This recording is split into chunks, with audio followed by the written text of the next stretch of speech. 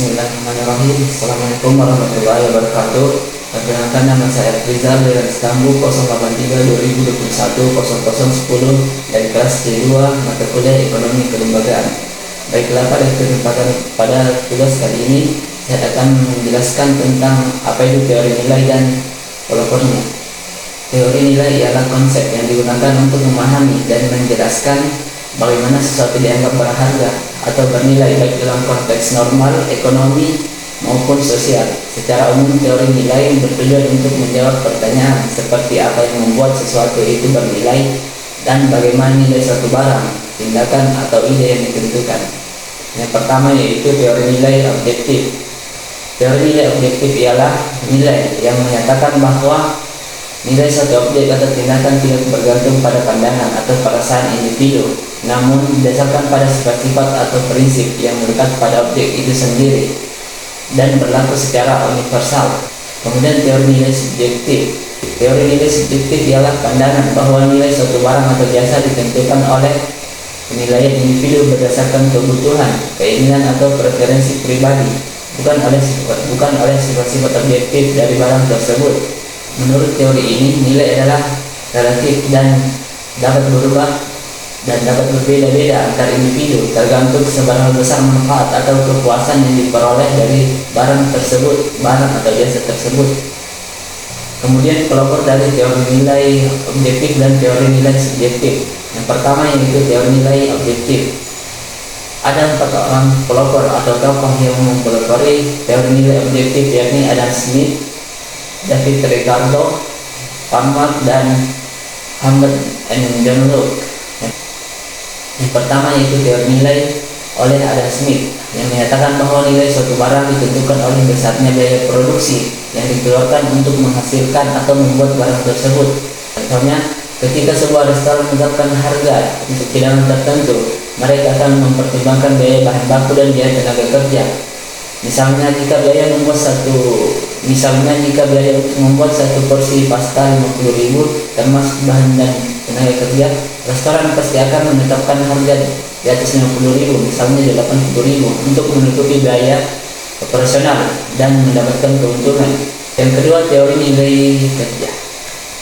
Yang kedua, teori tenaga kerja oleh David Ricardo, yang menyatakan bahwa nilai suatu barang ditentukan oleh jumlah biaya tenaga kerja yang diperlukan untuk menghasilkan barang tersebut. Teori ini berfokus pada biaya produksi dan hubungan antara nilai tenaga kerja dan upah.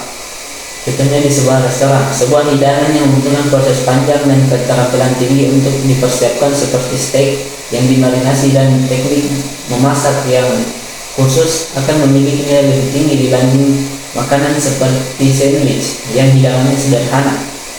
Hal ini dikarenakan lebih banyak waktu dan tenaga kerja yang diperlukan untuk menyajikan steak tersebut. Yang ketiga, teori nilai lebih oleh Kalmar, yang menyatakan bahwa upah yang diberikan kepada buruh tidak sesuai dengan harga barang yang dijual sehingga terjadi pemerasan terhadap buruh.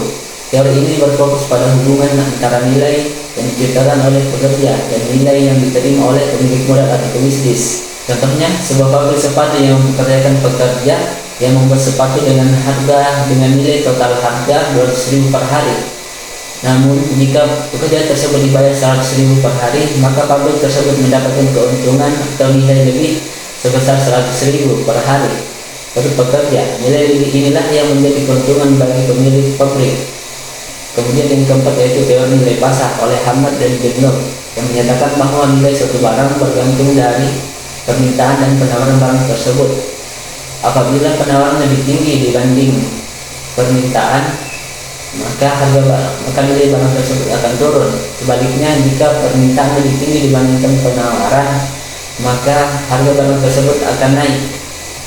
Contohnya, air mungkin memiliki nilai pasar yang lebih rendah di daerah yang kaya akan sumber air, namun nilainya akan meningkat secara drastis di daerah yang kekurangan air. Kemudian teori nilai subjektif yang dipelopori oleh 3 orang, yakni Gossen, Kermenger, dan von Bauer. Yang pertama itu teori nilai subjektif oleh Gossen dengan teorinya yang terbagi dua, yaitu hukum Gossen 1 dan hukum Gossen 2. Hukum Gossen 1 menyatakan bahwa Hukum tambahan kepuasan yang semakin menurun, artinya semakin banyak barang yang dikonsumsi, maka tambahan kepuasan yang diperoleh dari setiap unit barang tersebut akan berkurang. Contohnya dalam pertanian, seorang petani yang menggunakan pupuk pertama mungkin meningkatkan hasil panen, meningkatkan hasil panen dari 1 ton menjadi 2 ton per hektar. Hal ini akan memberikan kepuasan tinggi. Namun saat menambah pupuk kedua, hasil panen hanya naik 2,5%, 2,5 ton. Dan penambahan pupuk ketiga, hasil panen hanya bertambah 2,7 ton. Jika petani terus menambah pupuk, pada akhirnya hasil yang diperoleh bisa lebih kecil atau bahkan merusak tanaman. Hal ini mencerminkan bahwa prinsip utilitas marginal yang semakin menurun, menunjukkan pentingnya efisiensi dalam penggunaan sumber daya sektor pertanian untuk mencapai hasil yang optimal. Kemudian hukum Gaussian 2 menyatakan bahwa manusia akan berusaha memenuhi berbagai macam kebutuhannya sampai pada tingkat intensitas yang sama. Contohnya, seorang mahasiswa yang memiliki uang 100.000 akan cenderung menghabiskan uangnya untuk memenuhi kebutuhan. Misalnya, seorang mahasiswa tersebut membelanjakan uang untuk jajan, membeli buku bacaan atau alat tulis. Hal ini menunjukkan bahwa orang yang melakukan pemenuhan kebutuhan akan memperhatikan berbagai macam kebutuhan lainnya dan berusaha mencapai kepuasan yang mendekati sama dari berbagai macam pemenuhan kebutuhan tersebut. Yang kedua, teori nilai subjektif oleh Carnegie yang menyatakan bahwa nilai suatu barang ditentukan oleh persepsi individu terhadap kegunaan dan kepuasan yang diberikan oleh barang tersebut. Contohnya, terdapat 2 orang mahasiswa yang ingin membeli smartphone baru. Mahasiswa pertama, ia sangat membutuhkan smartphone untuk belajar dan berkomunikasi, mungkin bersedia membayar lebih untuk model terbaru dan dengan fitur yang lebih canggih. Baginya nilai subjektif smartphone tersebut lebih tinggi dibanding mahasiswa pertama. Mahasiswa kedua yang telah memiliki smartphone tersebut mungkin tidak merasa perlu untuk membeli model terbaru. Baginya nilai subjektif smartphone tersebut rendah meskipun orang lain menilainya tinggi. Kemudian yang ketiga, teori nilai subjektif oleh von Bauer menyatakan bahwa pentingnya persepsi individu dalam menentukan nilai barang atau jasa. Contohnya, terdapat 2 orang siswa yang ingin membeli smartphone. Siswa pertama menyukai fitur kamera dan sering mengambil foto. Oleh karena itu, siswa pertama membeli smartphone dengan kualitas kamera terbaik yang memiliki nilai yang tinggi. Ia bersedia membayar lebih untuk smartphone dengan spesifikasi kamera yang unggul, misalnya 5 juta untuk smartphone tersebut. Di sisi lain, siswa B mementingkan daya tahan baterai dan kapasitas penyimpanan. Siswa tersebut bersedia membayar maksimal 3 juta untuk smartphone tersebut yang memiliki baterai yang tahan lama dan kapasitas penyimpanan yang besar, meskipun kualitas kamera tidak seperti milik smartphone yang dimiliki oleh siswa A. Meskipun kedua siswa tersebut ingin membeli smartphone, nilai subjektif mereka terhadap smartphone yang sama berbeda, yang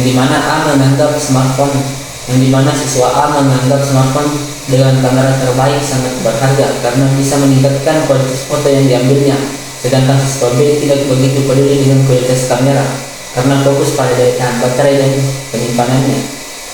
Akhirnya, siswa A memutuskan untuk membeli smartphone dengan kualitas kamera yang terbaik, sedangkan siswa B membeli smartphone dengan kapasitas penyimpanan dan baterai yang tahan lama. Keduanya merasa puas dengan keputusan mereka karena nilai yang akan diberikan pada smartphone tersebut sesuai dengan kebutuhan dan preferensinya masing-masing. Sekian. Assalamualaikum warahmatullahi wabarakatuh.